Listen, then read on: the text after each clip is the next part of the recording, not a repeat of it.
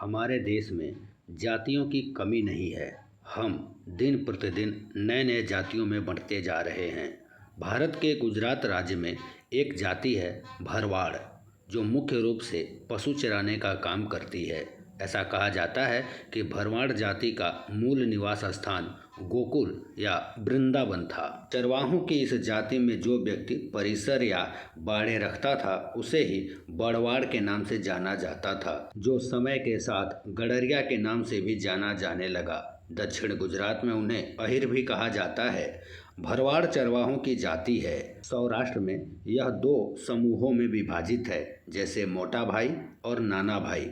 भरवाड़ की उत्पत्ति के कई संस्करण मौजूद हैं। कहा जाता है कि भरवाड़ वृंदावन के मूल निवासी थे, जो कि भगवान श्री कृष्ण के पालक पिता नंद जी के वंशज या उन्हीं के जाति के हैं। वहीं कुछ लोग बताते हैं कि भरवाड़ की उत्पत्ति मध्य प्रदेश के पशुपालकों के एक समुदाय भारुड़े से हुई है। वे गुजरात के अहिरों का एक भाग भी हो सकता है, क्योंकि अहिरों का व्यवसाय भी पशुपालन है। एक अन्य विवरण के अनुसार 18वीं शताब्दी के दौरान एक आदिवासी नेता अनविल भारवाड़ ने राजा बनराज चावड़ा को उस राज्य को पुनः प्राप्त करने में मदद की थी, जिसे चावड़ा के पिता ने किसी दुश्मन के हाथों खो दिया था। जो लोग खुद को भरवाड़ कहते हैं, वे अनविल भारवाड़ और उनके सहयोगियों के ही वंशज हैं। वे लोग मुख्य रूप से जूनागढ़, राजकोट, सुरेंद्रनगर और भावनगर जिलों में वितरित हैं। वे राज्य के अन्य भागों में भी पाए जाते हैं। ये गुजराती में संवाद करते हैं। ये गुजराती लिपि का उपयोग करते हैं। अलेच, बरदा और गिर के जंगलों में उन्हें अनुसूचित जनजातियों के रूप में सूचीबद्ध किया गया है। दक्षिण गुजरात के भरवाड़ों और सौराष्ट्र के भरवाड़ों से सामाजिक स्तर पर कम माना जाता है, और वे अपनी बेटियों की शादी बाद के भरवाड़ों से ही करते हैं। सौराष्ट्र के दो अंतर्विवाही समूह मोटा भाई और नान भाई आपस में स्वतंत्र रूप से घुल मिलकर रहते हैं। मोटा भरवाड़ द्वारा गोवर्धन गिरी की पूजा की जाती थी, ताकि समुदाय को भरपूर चारागाह मिल सके। प्रत्येक विभाग में कई अटक या कुल यानी गोत्र होते हैं।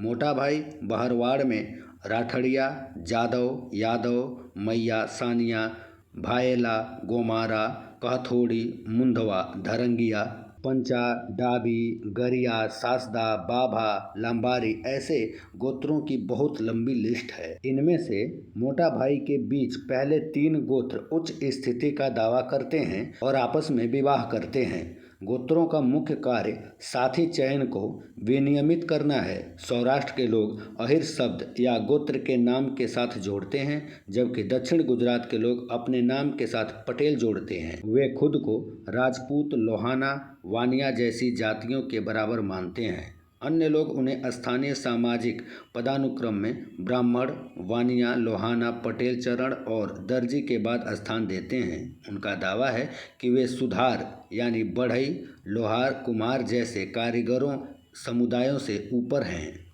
इसके साथ ही भरवाड़ कहते हैं कि वे वैश्य वर्ण के होते हैं। कुलों में विवाह बहिर्विवाह का चलन है। लड़कियों के लिए विवाह की पसंदीदा आयु 18 से 20 वर्ष और लड़कों के लिए 20 से 22 वर्ष है। विवाह बातचीत के जरिए तय किए जाते हैं।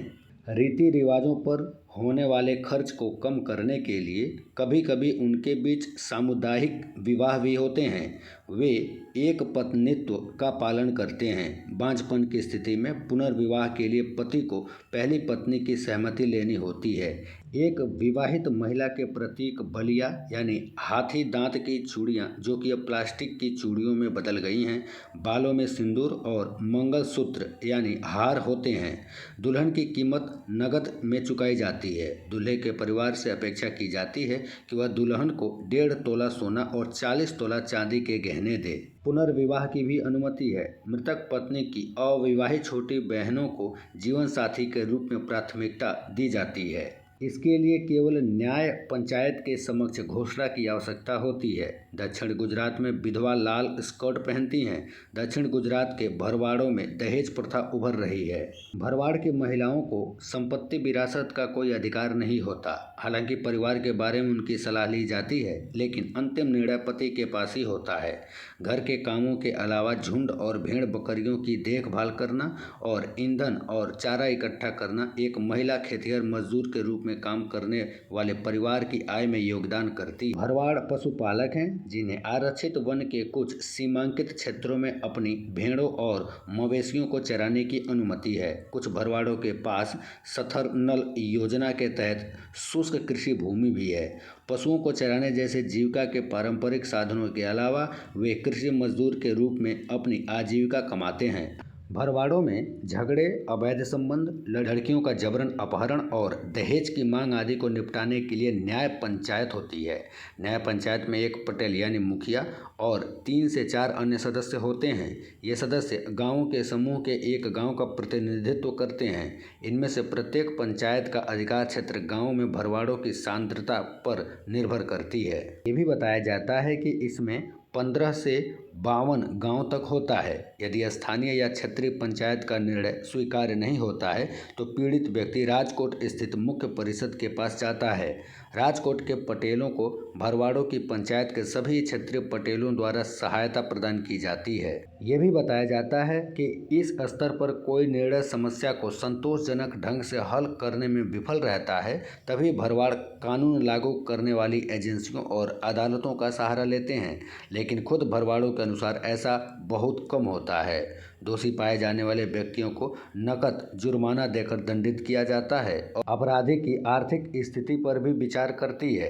इस प्रकार एकत्रित राशि समुदाय के सामान्य कल्याण पर खर्च किया जाता है। आधुनिक पंचायतों की स्थापना के बाद भी न्याय पंचायत का महत्व कम नहीं हुआ है। हमारे हिंदू धर्म में भरवाड़ जाति का भी एक महत्वपूर्ण स्थान है। भगवान श्री कृष्ण जो परमा अवतार हैं, प्रत्येक कुल का अपना देव होता है, जिसका आशीर्वाद नवविवाहित जोड़े मांगते हैं। उनकी मुख्य देवी मसाई माता है।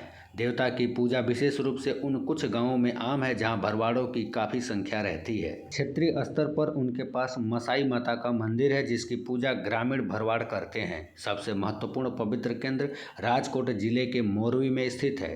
दशहरा, दिवाली, जन्माष्टमी और होली यहाँ मनाए जाने वाले त्यौहार हैं। नवरात्रि के दौरान भरवाड़ उपवास भी रखते हैं।